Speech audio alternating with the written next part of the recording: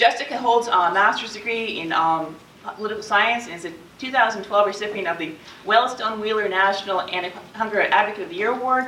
And without further ado, I'd like to introduce Jessica Bartholow.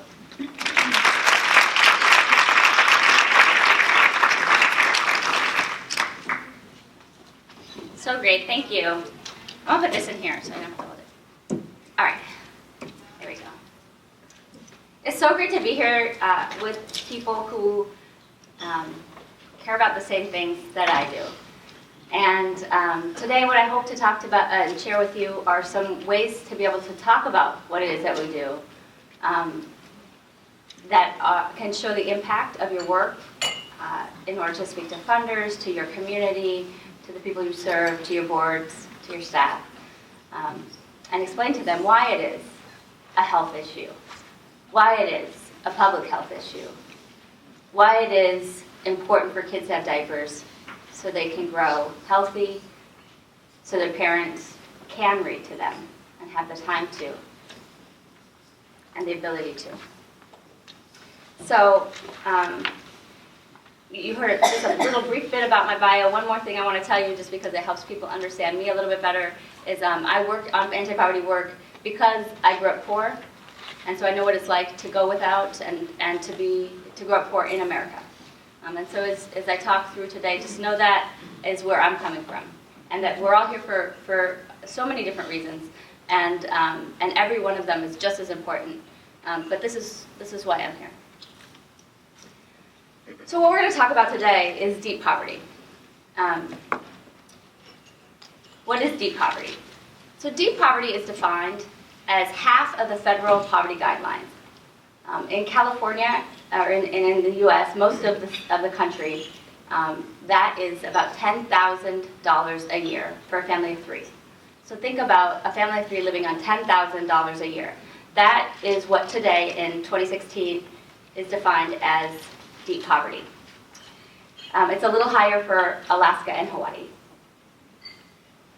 We know that you serve families, most of you serve families under 100% of the federal poverty line, right? So twice the poverty line at $400, or let's say $40,000 a year or below. This is 1/4 of that. How many kids in the U.S.? 6.6 million children in the United States are living every year at half of the federal poverty guideline. And remember, how do they define the poverty guideline? It's defined by the Health and Human Services Agency, the agency that Secretary Shalala used to run.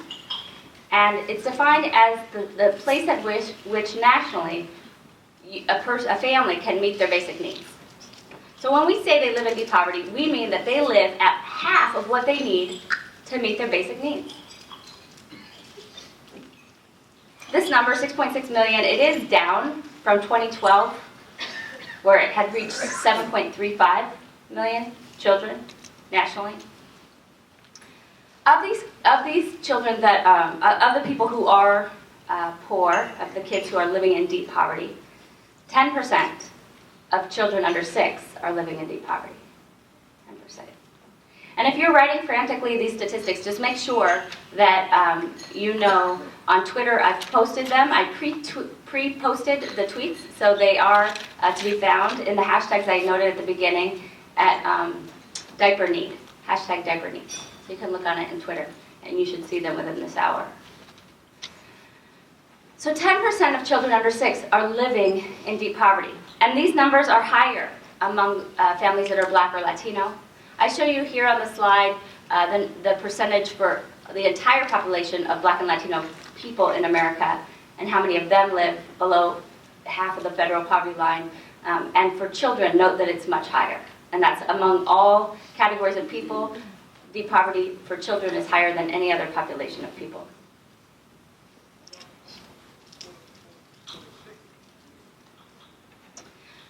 Because I know you want to look at your state and see kind of where you land on the deep poverty guidelines. You can see a map here, and you can identify your state and see how you're doing on deep poverty. So the South and the West, not so great.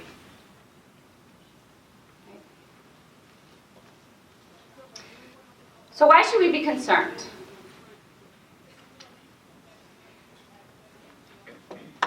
Well, the data shows that deep poverty is something experienced most times intergenerational. That means that a parent who's living in deep poverty, their child who's born into deep poverty, is more likely to live in deep poverty as they become an adult.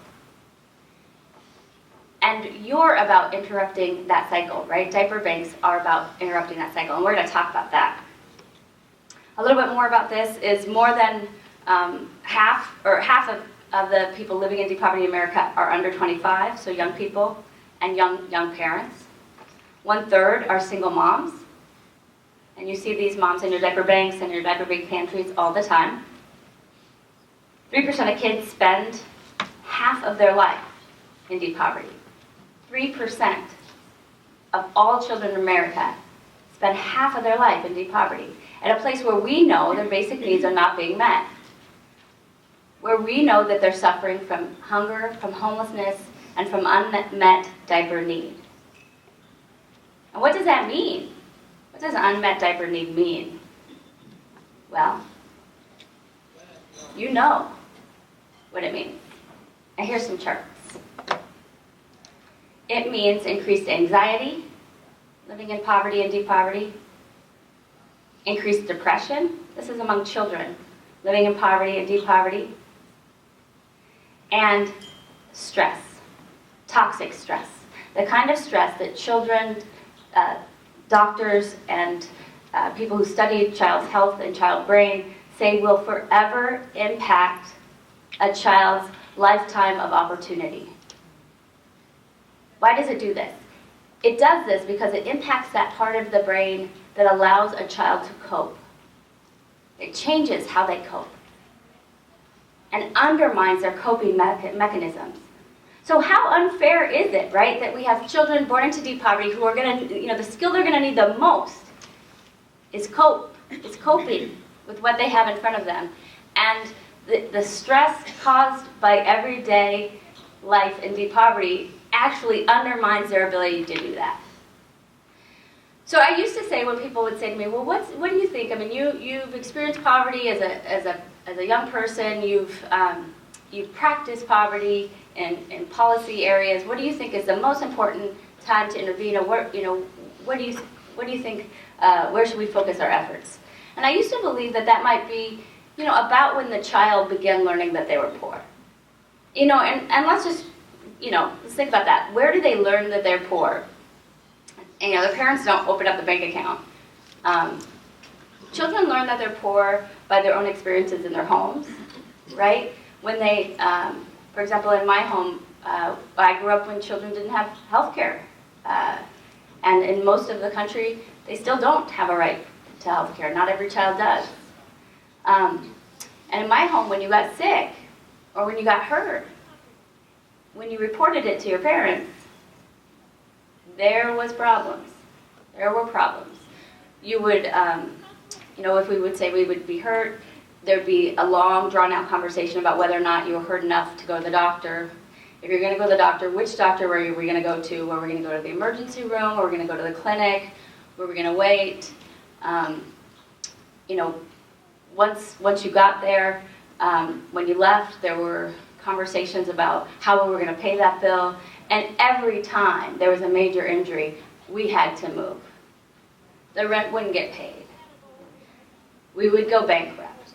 There would be, these conversations, they could happen behind closed doors, but in a small home where poor families live, you can hear everything.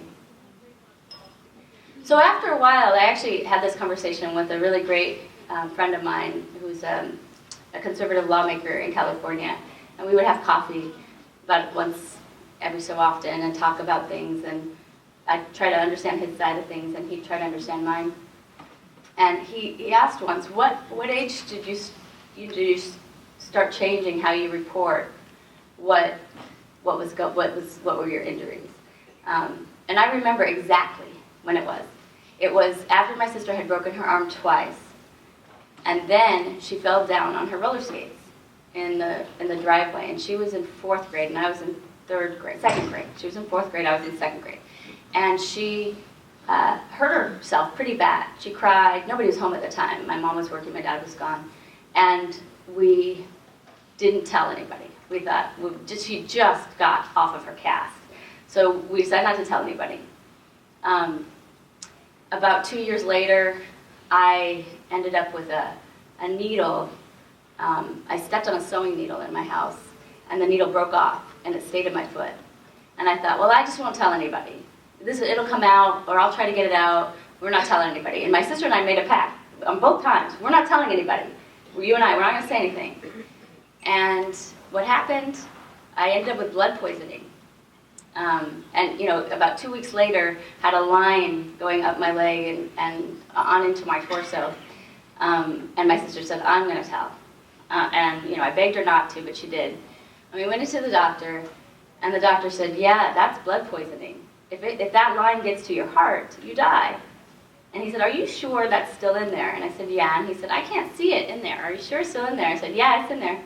So he did this x-ray, and he finds, that indeed it was in there, and we had surgery that day. It wasn't until about 30 years later, 20 years later, 25 years later, that we found out that my sister's hip injury was indeed a broken hip.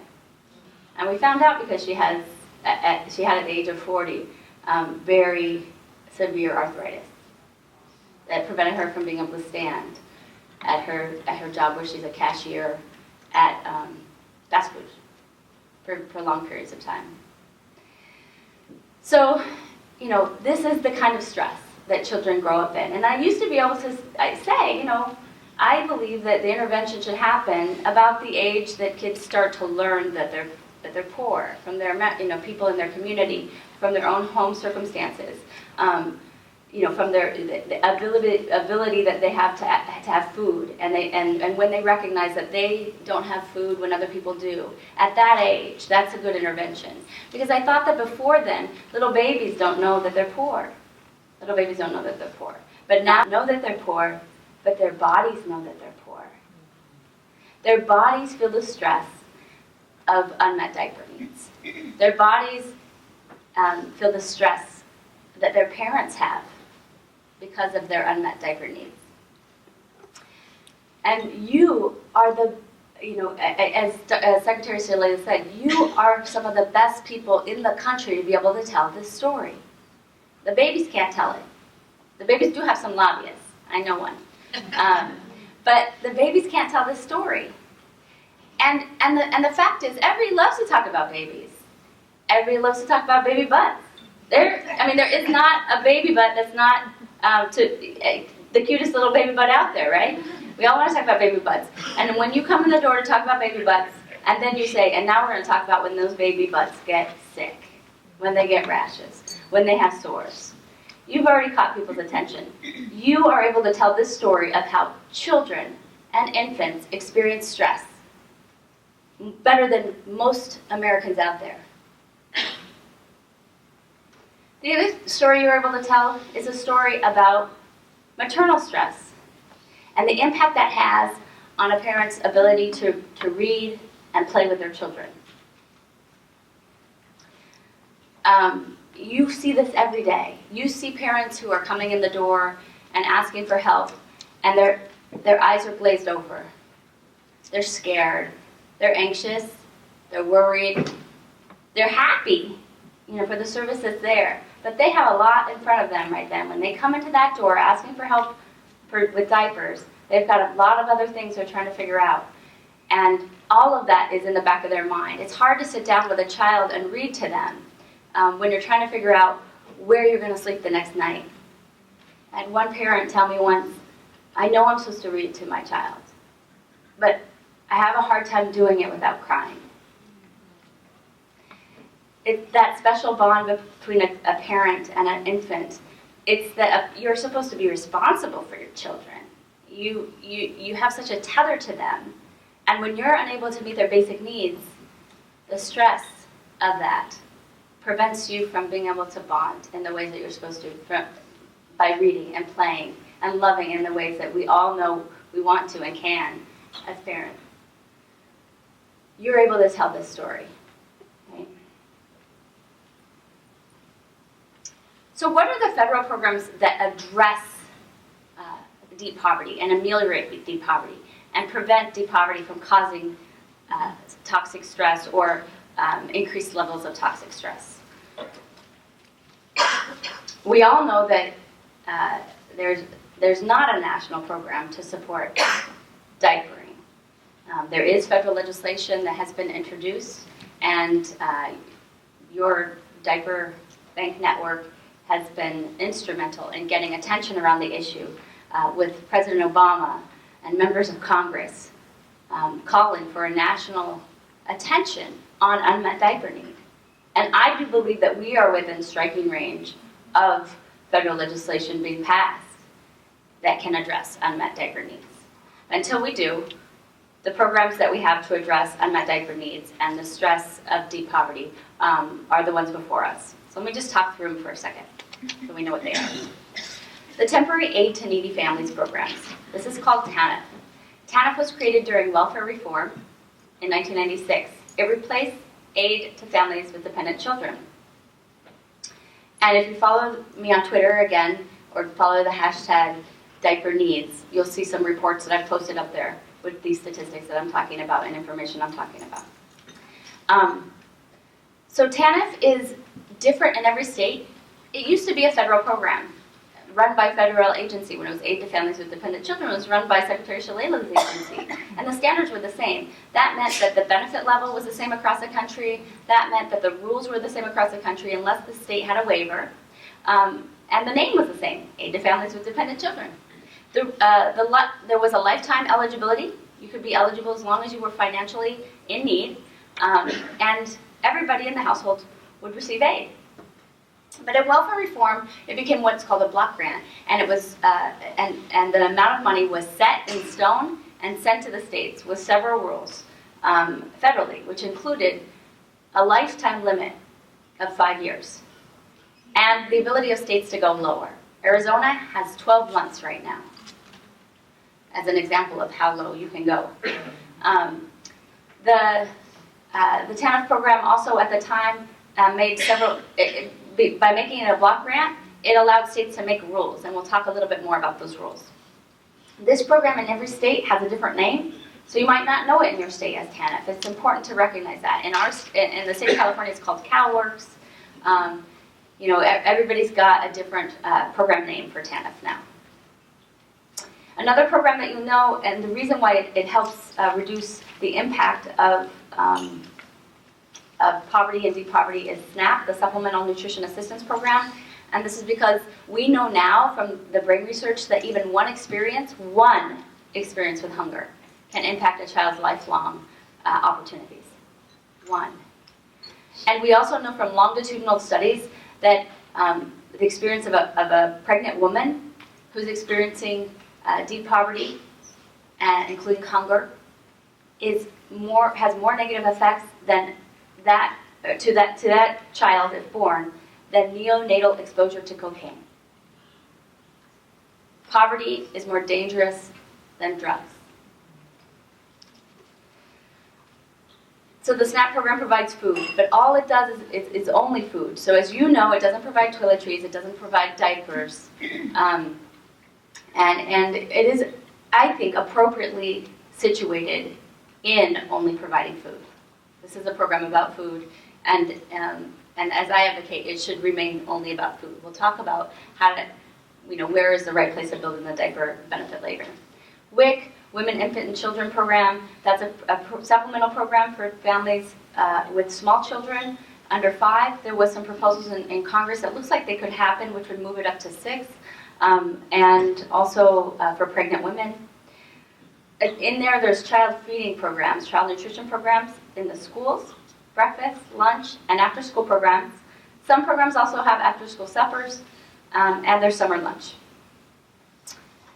And remember, every dollar a family doesn't have to spend on food, if they have small children, is another dollar they could spend for other basic needs for small children. There's some housing, but you should know that only about 16% of people who are eligible for housing, only about 16% of families who live in poverty actually receive housing support. If you listen to pundits in DC, you might think everybody gets public housing, but it's a very small percentage of people who get public housing. And if they do get a public housing voucher, they might not be able to find some place to rent because the rental market is very difficult, especially in urban, but also in rural areas. Medicaid, which can vary by state who's eligible, right? And that's healthcare. And as somebody mentioned, I think maybe yesterday when we were having some conversations at the diaper bank, Medicaid does not cover diapers. Even if a child is in need of diapers to prevent a health problem,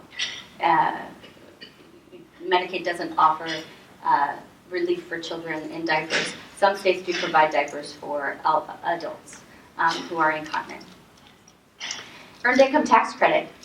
And Secretary Shalala and I were talking earlier about the earned income tax credit being the best way, one of the best ways to help families who are experiencing poverty because of low wages or lack of reliable work. We've had a lot of changes in how the workforce looks, which means that families have less work available to them, and also minimum wage has been stagnant nationally for many years.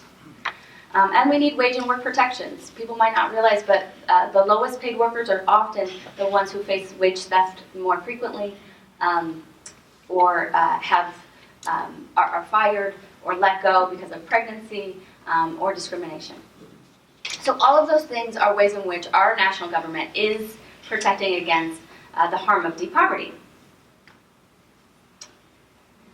And now I'm going to drill down specifically into the TANF program because I want you to know about this program, the places it's falling down, and the places where we can advocate to make it better.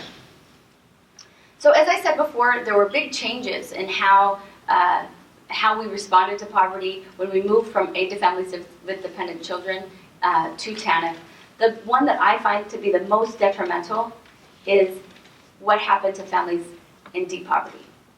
And so today, or in 2010, which is the most recent data that we have, only about 6.3 million families who would have been in deep poverty were lifted out of deep poverty because of TANF. You can see the power of AFDC to lift families out of deep poverty was much stronger.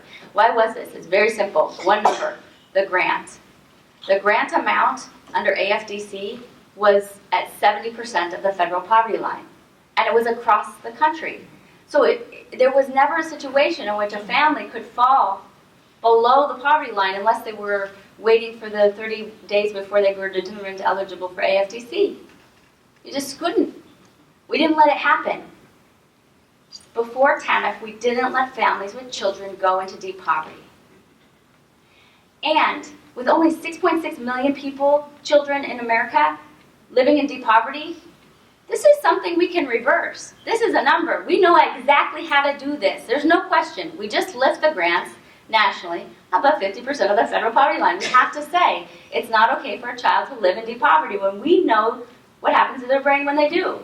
When we know what happens to their ability of their parents to bond with them when they do. When we know it doesn't matter how many books you give to them, if the mother can't get through the first page because she's crying, then we need to change this. And we can. We have to be talking about it. We have to talk to everybody we know about deep poverty and how we can fix it. And we have to believe that we can. So this is one of the things that we can do as advocates, as people who talk about poverty, as people who work with poor families, who can tell stories about what it looks like when a family doesn't have their basic needs. This is what we need to be talking about. So these are the reasons why, as I mentioned one of them, the reasons why TANF doesn't lift families out of deep poverty anymore. Because it's a block grant. Talked about that. And when it came to a block grant, the states actually can decide themselves to have grants higher than the federal poverty line. But today, none of them do, or possibly one has returned to doing so.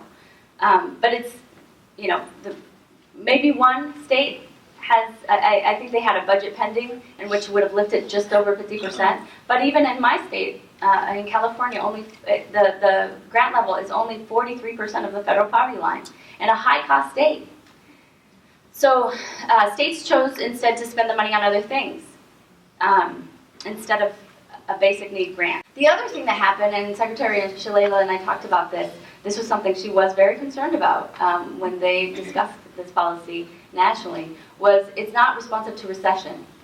So even though there was a 5-year limit on aid imposed by TANF, when we were in the worst recession of our lifetime, when everybody knew unemployment was at the highest levels, when even people with high degrees couldn't find jobs, we were telling low-income mothers that they were required to work in order to receive aid, and that they'd only get that aid for 5 years. This just doesn't make sense. And so if they couldn't find work, they had to go to job search. As you know, if they were unable to find work, if they were going to continue to get their $100 or so extra dollars a month for receiving aid, they were going to have to go to job search. And what that entailed was them asking people to hire them, asking people for a job they knew didn't exist, the county workers knew didn't exist, the state knew that didn't exist, Congress knew didn't exist. We were asking poor women to go out there and ask for jobs that we all knew didn't exist in order for them to keep their basic needs assistance and not fall deeper into poverty. This was part of welfare reform. This is why we have had a really hard time, why we had such a big increase in deep childhood poverty and continue to have high numbers. So these are national laws. In order to do this, we'd have to change national laws. We could add things like special accommodations during a recession. One thing I'd like to add is I'd like to say that child rearing and child caring in your first year of life should count as a welfare to work activity. We know that if a child is healthy and grows in those first early months, that they're going to be healthier, and their parent's going to be more employable later. Caring for a child is employment preparation and should be counted as such in our federal program. So these are things we can do federally. But remember I told you that much of the TANF program was structured to go down to the state. And so your state has some laws. Each state has laws that impact the ability of your families to get out of poverty or to cope while living in deep poverty. The one that that was mentioned when I was introduced by Allison was that we have recently repealed something called the TANF family cap. And I'm going to tell you what this rule does, and then you're going to think I'm crazy, because it doesn't sound like it's something that would actually happen, but it is. So what the TANF family cap is a strategy that's employed by 15 states, used to be 16, or actually still is 16 until January 1st when our law changed in California. And before that, there was 22 states overall that used to have the policy. What the policy did and does was deny assistance to a child if they were conceived and born into a program already receiving aid. So if you take, for example, in Connecticut where they still have the cap, if a family of three, a family with 3 children became unemployed during the recession and walked into the public assistance office and got TANF to help them pay their rent while they were looking for work, that family with 3 children, all 3 children would be aided. But if the same family came in to the public benefit office with 2 children, and then during the year where they were looking for aid for work, and many families were unemployed for 2 or 3 years during the recession, during that time they got pregnant and had a baby, that baby would be denied aid. The only thing different about that baby was that they were conceived and born while poor. Oopsie, I don't actually know what happened. There we go. They were conceived and born while they were poor. It doesn't seem right that our laws in America would treat a child differently just because they were conceived while their parents' income was below the poverty line or below half of the poverty line. You know, we are America. We say the door of opportunity is open for everybody, but if you were conceived while you were poor, not so much, right? We say no. And that's what was happening in California. There were some exceptions in our state law. There was an exception if you were conceived as a result of rape. But your parent had to have reported the rape within 12 months and showed the social worker a copy of the rape report so that you weren't lying, to prove you weren't lying, or your mother wasn't lying about the rape. And, of course, it would be on the record for your entirety of your lifetime that you were conceived as a result of rape. So your mother had to inform the county that you were conceived as a result of rape to get assistance. Or you could have failure of a certain type of contraception that was defined in our state law as sterilization. If you were sterilized, then the child was conceived as a result of failure of that contraception. If you could get the doctor to write a note, and it was hard to do because that would prove that they didn't do it right, then you could get aid, or you had an intrauterine device. So what that meant is when somebody came in because they lost their job, everybody was informed. Oh, and by the way, if you get pregnant, your baby doesn't count unless one of these things happened. And we had parents who would read that and say, I will get sterilized. I need to get sterilized because right now, today, I can barely make it. If I accidentally get pregnant, my husband and I have a child, I don't maybe use contraception, I can't afford it, I can't get to the clinic, I don't believe in it, for whatever reason, or I don't trust it.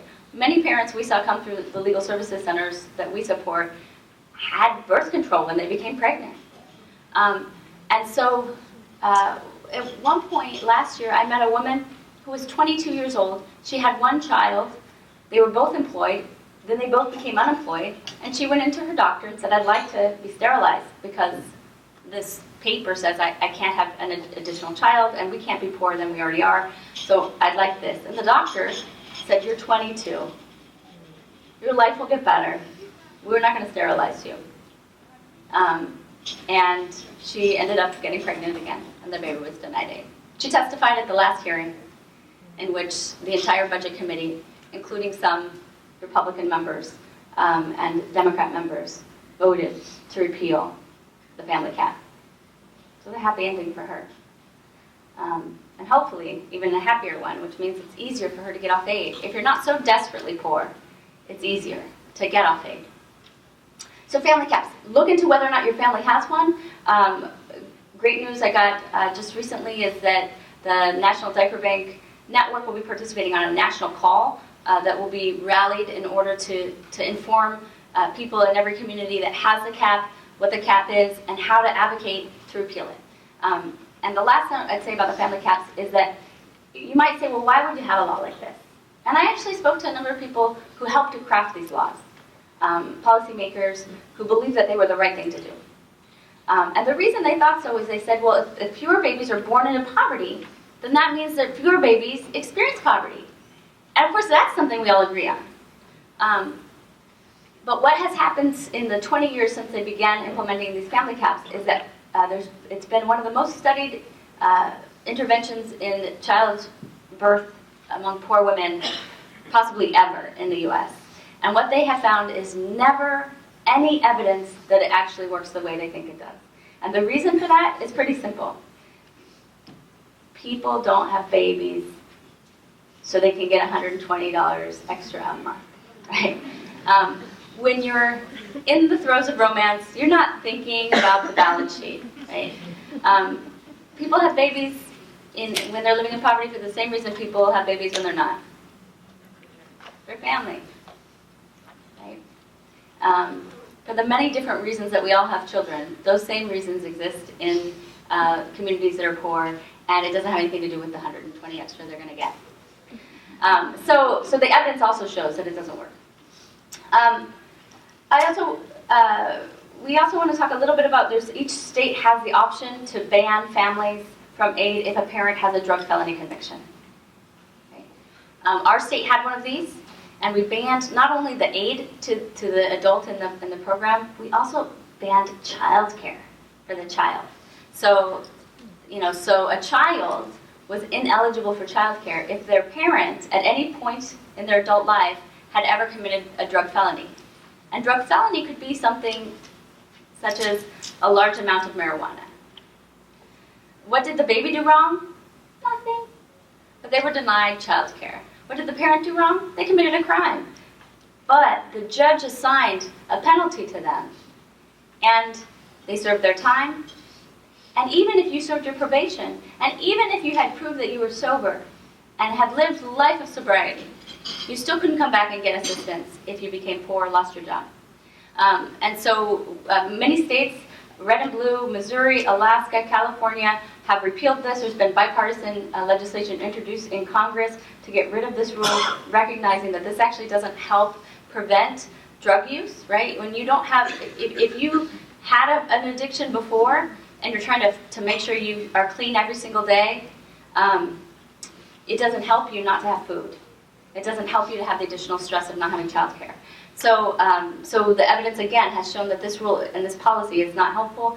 There are a number of states that still have this rule. Check into what you have. I have tweeted out and hashtagged a report that lists the states, and I hope you'll look into that. And then we have TANF parent penalties. These are kind of broad. They come over for many different things. You know, and some states are still debating maybe implementing them. I heard in Tennessee 2 years ago they thought maybe it was a good idea to sanction a parent, that means deny aid to a parent, if the child, or the entire family, if the child got less than a C average. I'm not kidding. You can look it up. You can look it up. We thought if they got a bad grade, let's just deny aid to the family. In California, we had a law that said that if your children were truant, which could be defined as little as 3 days absent or tardy without a note, and remember, not everybody has the ability to get to a doctor to get the note for a sick day, then your family could lose benefits. And Kamala Harris, our Attorney General, came out with a report that showed that the #1 cause of truancy was poverty, and complicating that was lack of transportation and lack of housing. And so we were able to say, hey, you know what? Taking away money from people that are truant doesn't actually solve the problem. It makes it worse. And so we were able to repeal that recently. Happy to share those materials with you. But check into whether or not your state has one of these rules. Again, we're doing the same thing with immunization. We still do this, and you should see if your state's doing it too. If a child's family can't show proof that they're immunized, the parents in the household don't get aid.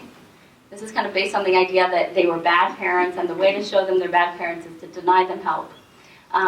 We have 36,000 sanctions. That means 36,000 times a year a family doesn't get aid for the adults because of lack of immunization. What happens besides denying the aid? Do we help them show how they can get the online access? No. So we're not actually helping people get immunizations. We're just denying them aid.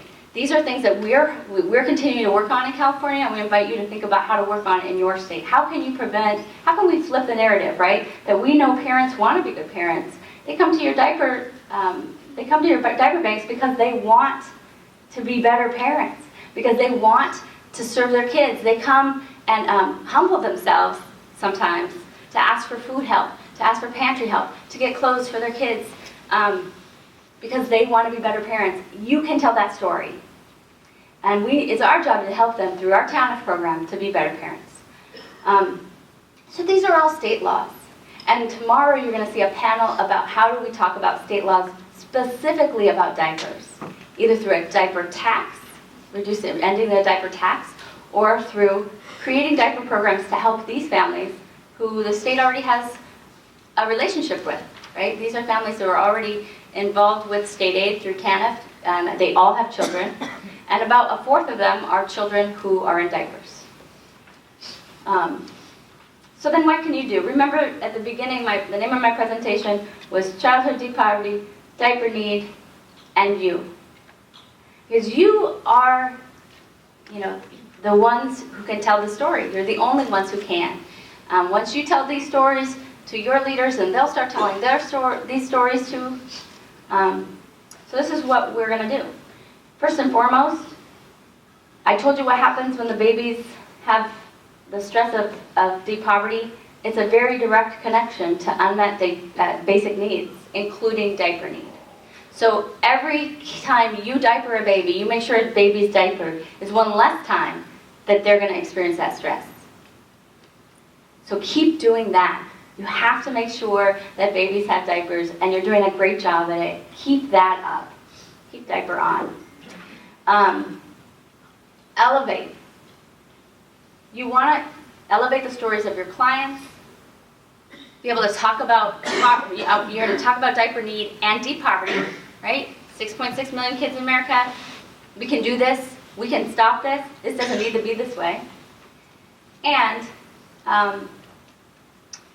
when you can, you're going to support change in TANF that ends some of these penalties and creates a diaper support for families on the Temporary Aid to Needy Families program in your state, in the country, and I believe that this is within striking range. I believe that with you and with the leadership of the network, we can do this.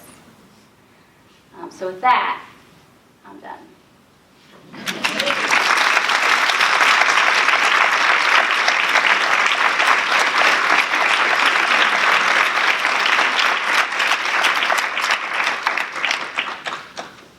So Jessica has agreed to take some questions and walk around. Someone right back there.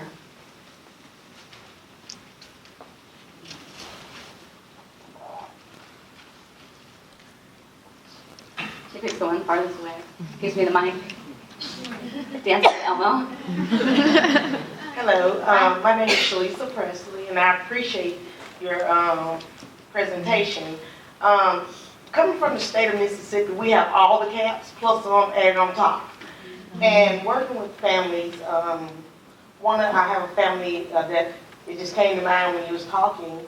One of the restrictions is if you have a child in the state of Mississippi, you must turn in the father. You have to do the DNA and everything. Well, this family chose not to do it. The mom and dad is together. The baby will be one on Thanksgiving Day. The baby will lose Medicaid. The family has no food stamp. They're not eating. They can't get TANF. They can't get any social services in the state of Mississippi unless they're either married or turning the father. We meet their diaper needs. We help them as much as possible with food. The mother is breastfeeding, but she wants to wean, but she don't know how she'll feed the baby. How can we address those type issues? Because food pantries only do so much, but they have the father, he's trying to find work. We in the Mississippi Delta, it is limited. So that's my question. That's a great question. And what you're referring to is a mandatory rule in TANF that try to get at the idea that that people aren't responsible for their children. So this kind of stereotype that poor people aren't caring for their children financially because they don't care about their children to begin with, which we know is wrong, right? So instead of addressing the fact that we have a lot of parents without jobs, and that's why they're not paying child support, this policy was imposed that mandates that every parent in the program identify who the absent parent is. Whether the absent parent is the father or mother, you must identify them and their social and all of their details. If you don't know who they are, you have to, kind of try to identify that person. And if you don't, you're denied aid, just flat out. Now, some states have provided waivers for domestic violence. Our state is one that said, okay, if you are a victim of domestic violence, if you have documented domestic abuse, we will exempt you from that rule. And that makes sense, and all states should. Some states have exempted people where the parent is the other parent's in the home. This doesn't make sense, right? Why would you require information? Why would you require to go through a whole process to establish paternity when there's another parent in the home saying, "This is my child, and I would like to do, I would like to care for this child and be responsible for this child," and so it doesn't make sense that would be the case. I agree with you, and you might be able to find allies on both sides of the aisle who say, we support two-family homes, we support two-parent homes. And we would like to reduce barriers to two-parent homes, because you know what? The answer to their situation, right? Somebody might say is, he has to go. He goes, she gets food stamps, and so does the baby. But that's not the answer. But that's what the policy leads to. So you might find allies on both sides of the aisle to be able to explain why this is a bad policy. And one other point that she made is that the family doesn't also get food stamps. You might not know, but if there's the way that the TANF is set up is that if somebody is not in compliance with the TANF laws, it's called a program violation. And in the SNAP rules, the food stamp rules, a program violation in TANF means a sanction in your food stamps. So if you didn't participate in the welfare to work SNAP or the welfare to work rules in TANF, you're also sanctioning your food stamp benefits. And states have levels of denial that they can do. They can do full family sanctions for your food stamps. That means they can deny that child the food stamps in the household as well. They're denying the baby the food. They can do less than that. And so you might check in with your states to say, hey, does this make sense that the baby gets denied food? Federal food assistance. This is all paid for by the federal government, not by the state. So why is the state being stingy with money that the federal government's willing to bring to make sure that the baby has food? I hear you, and the state legislatures can be, they're so visceral sometimes, hard to talk about these things, but the goal, as you heard from Secretary Shalala here, is to find that unlikely partner. Find somebody who's out there all the time talking about two-parent homes. On our effort to repeal the family cap, we had unlikely bedfellows. We had the only bill in the state legislature that was a priority for the Catholic Conference and a priority for Planned Parenthood. Does that happen? Never. On this it was. Now, they wouldn't talk to each other when we were in the hearing room together, and they stayed apart. But they were equally committed to ending this rule. Equally committed. We had the bishop in Orange County call my colleague I told you about, and say, you have to make this a priority. And he did. He went around and talked to his party members and said, we have to do this. We have to vote for this. And we had no woman member of our legislature vote against it, Republican or Democrat. No woman member voted against our repeal. They said, no, this is a woman's issue. A woman going in to ask for help for child care or for transportation to her work shouldn't have to explain, what kind of contraception she used. So find your unlikely partners. Keep going. You are right. I always tell people, when you feel something is wrong in your gut, you feel that sense of injustice, is because something's wrong. So just keep following that. Another question. Hi, my name is John Jerome. I'm with Heroes Care. We primarily take care of the military. And little known fact that is not out there is that an E1 through E3, which is about a corporal, married with one child, will automatically qualify for food stamps. They're in need of diapers. So our mission here today to meet with everybody is to let you know that is a trouble within our military structure. And we had a conversation about that. Yeah. How many people here, raise your hand if you partner with a military base pantry, have been contacted by military families? Yeah. So I encourage you, if you are in a community that has a military base, look them up. You would be surprised to know that hundreds of military bases have food pantries on site because people are going without food. Our military families that already sacrificed so much are going without food. And so we know that they also are in need of diaper and child care. When a parent is deployed, it can be very difficult. One of the highest unemployment rates in our country are for military spouses, and that's because they travel a lot. They have to move a lot, and so they can't finish their degrees. They can't stay in a place of employment long enough to get tenure. And so I encourage you to look into those communities. And we had a great conversation. You have a fantastic database, and I'm sure I encourage people to talk during the conference and see if you can find out some more information about your bases. Other questions? Yeah. In Missouri, we have some TANF diversions where the state legislature has decided to stop giving TANF, like the whole block grant, to actual people, but they're diverting funds into, in Missouri it's called an Alternatives to Abortion Fund, and it's given to folks who are doing anti-abortion work in the state. Missouri is a very anti-abortion state. So and you may talk about this tomorrow, I guess, so you might not want to get too into the weeds, but can you give some examples of when states maybe have been, or when organizations have been successful in getting states to sort of turn that stuff around, or to talk about how it's important for those benefits to go directly to families instead of to other organizations?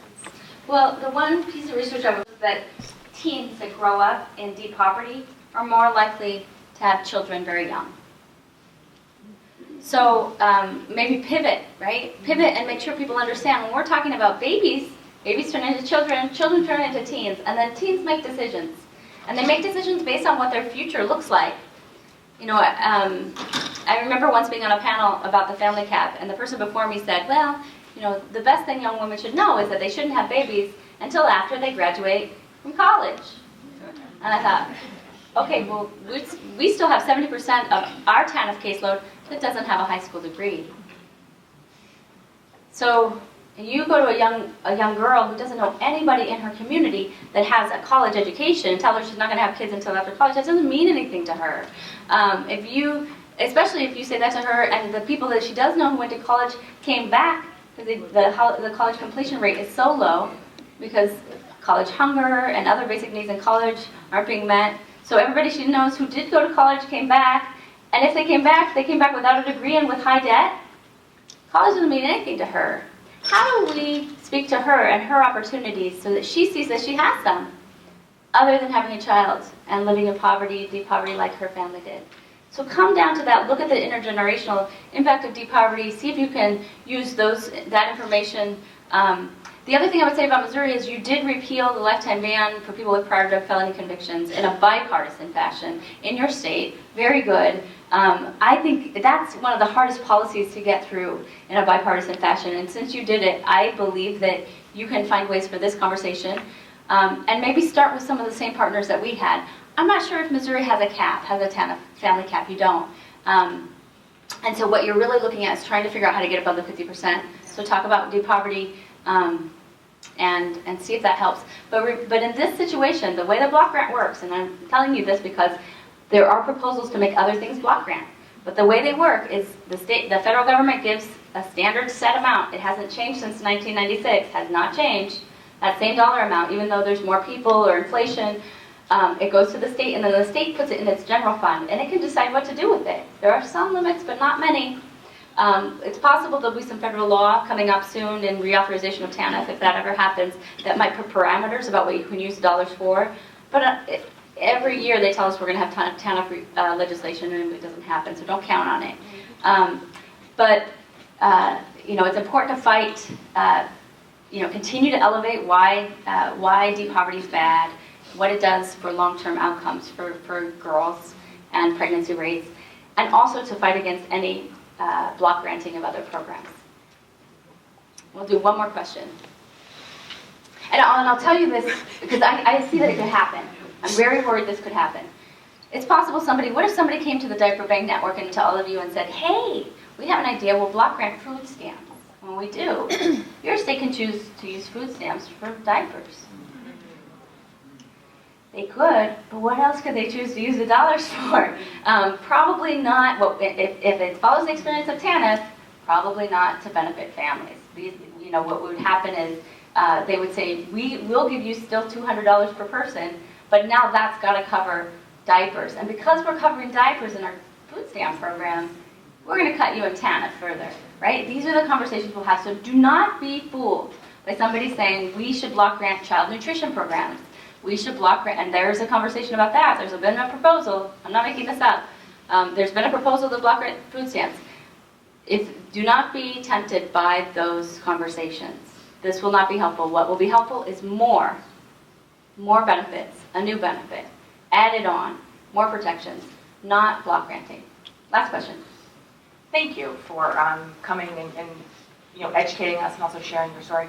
I think we've got a lot of people in this room from all over the country. Yeah. And one of the resources I know that the National Diaper Bank Network is working on is how do we get these policy things happening. Are there resources you can share with us at the state level that we should be looking to, that we should try to connect with? I'm thinking state alliances of folks working on poverty. Is there a good network of these groups that we can individually go to if I'm in Missouri or I'm in Mississippi or I'm in Maryland? Who should we be talking to? I know it's a big ask. Yeah, well, first and foremost, look up your poverty law center in your state, if you have one. About 20 or 30 states have a poverty law center, like the Western Center on Poverty, Law and Poverty. You may not have one. Some states don't. So start there. And there's also some states that have a presence from Children's Defense Fund. They're also working on these kinds of issues. They're good partners for us and our state, and also helped, for example, when we heard about the Tennessee one, we called out there and they worked with other advocates and helped to end that. As far as national networks of people who are working on deep poverty, this is it. If you wonder why I spent all my time today talking about deep poverty, it's because we need you to do this. You are the ones. This is it. I want to be able to go when I talk in other venues, and when somebody says, what's the national network talking about deep poverty and childhood deep poverty and calling for an end to childhood deep poverty in America, I want to be able to say the National Diaper Bank Network. Go to them. They're the experts. They know what it looks like. They're helping these families every day, and they know it needs to end. So with that, I will end. I will stop. I'll be here all throughout the conference. I really appreciate everything you do. I do policy work because I can't do direct service. I just can't. It destroys me. So I am humbled by the people in the room who see day in and day out, right up front and close, people who are experiencing poverty. I know how hard it is. I'm glad you're here. This is like being like family. This is like, tomato soup on a cold day. So it is to me, and I hope it is to you. Thank you, Jessica.